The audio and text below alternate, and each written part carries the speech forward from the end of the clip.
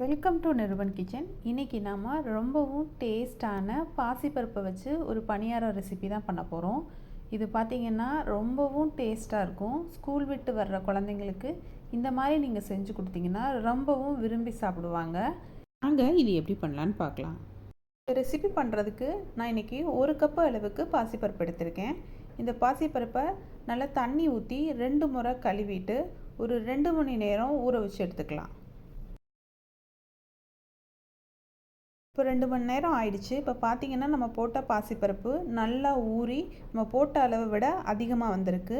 இப்போ இதை தண்ணியெல்லாம் வடிச்சிட்டு ஒரு மிக்ஸி ஜாருக்கு மாற்றி நல்லா நம்ம எப்பவும் பணியாரத்துக்கெலாம் அனுப்போம்ல, ரொம்பவும் நைஸாக இல்லாமல் கொஞ்சம் கொரப்பாக இருக்க மாதிரி அரைச்சி எடுத்துக்கலாம். பாருங்கள், நம்ம அரைச்சிட்டு வந்த மாவு இந்த அளவுக்கு இருக்கணும். இப்போ இதுக்கு சர்க்கரை பாகு ரெடி பண்ணிக்கலாம். 1 கப்பு அளவு பாசிப்பருப்புக்கு 1 கப்பு அளவு சர்க்கரை எடுத்துக்கலாம். பொடிச்ச வெல்லத்தை எடுத்துக்கலாம். இதில் ஒரு 1/4 கப்பு அளவுக்கு தண்ணி ஊற்றி நம்ம பாகு காய்ச்சிக்கலாம். இது செய்கிறதுக்கு கம்பி பதம் எதுவும் தேவைப்படாது. நார்மலாக நம்ம போட்ட சர்க்கரை கரைஞ்சால் மட்டும் போதும். இந்த அளவுக்கு சர்க்கரை கரைஞ்சி வந்துடணும்.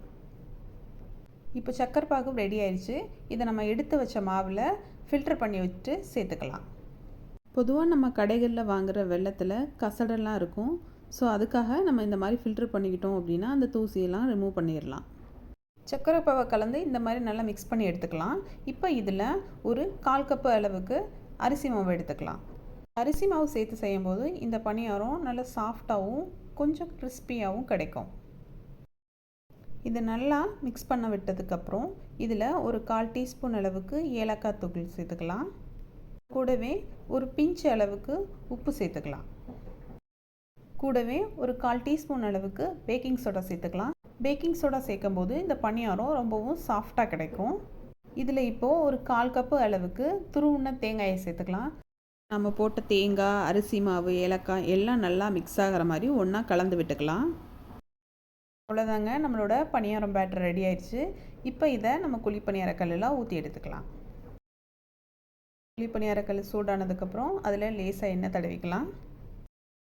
இப்போ இதில் நான் இன்றைக்கி எண்ணெயும் நெய்யும் சேர்த்து கலந்து எடுத்து இந்த குழி பணியாரக்கல்லில் ஊற்றிக்கிறேன். எண்ணெய் சூடானதுக்கப்புறம் நம்ம ரெடி பண்ணி வச்சுருந்த மாவை ஒவ்வொரு குழியிலையும் எடுத்துக்கலாம். ஸ்லோ ஃப்ளேமில் வச்சுக்கோங்க, இல்லைன்னா சீக்கிரமாக இந்த பணியாரம் கருகிடும். அதுபோல் ரொம்பவும் முழுகிற அளவுக்கு ஊற்றாமல் கொஞ்சம் 3/4 அளவுக்கு ஊற்றி எடுத்துக்கோங்க. இந்த பணியாரம் இப்போ ஒரு பக்கம் நல்லா வெந்துருச்சு. இதை மெல்லமாக திருப்பி விட்டு எடுத்துக்கலாம். பணியாரம் பார்த்திங்கன்னா 2 சைடும் நல்லா பொன்னிறமாக வந்துருச்சு. உங்களுக்கு பணியாரத்தோட கலர் பார்த்திங்கன்னா தெரியும். இந்த கலர் வந்து முழுக்க நம்ம போட்டிருக்க பாசிப்பருப்புனால் மட்டும்தான் வந்திருக்கு. அந்த பாசிப்பருப்போட வாசனைக்கும் இப்போ நீங்கள் வந்து சேர்த்துருக்க வெல்லம் இந்த நெய்யில் வறுத்து எடுக்கும்போது இதோட வாசனை பார்த்திங்கன்னா சும்மா கபகபன்னு கிச்சனே வாசனையாக இருக்கும். இப்போ 2 பக்கமும் நல்லா வந்துருச்சு. இதை ஒரு பிளேட்டுக்கு மாற்றி சர்வ் பண்ணிக்கலாம். பாருங்கள், நம்மளோட பணியாரம் சூப்பராக ரெடி ஆயிடுச்சு.